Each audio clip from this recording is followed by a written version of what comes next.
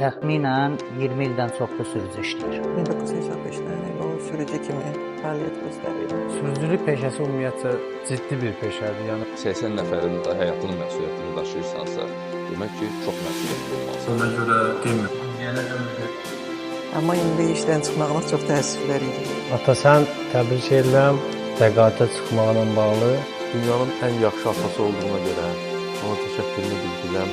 Biz atamızla fəxr edirik. Nə yaxşılarımdır, nə yaxşı yanımdadır.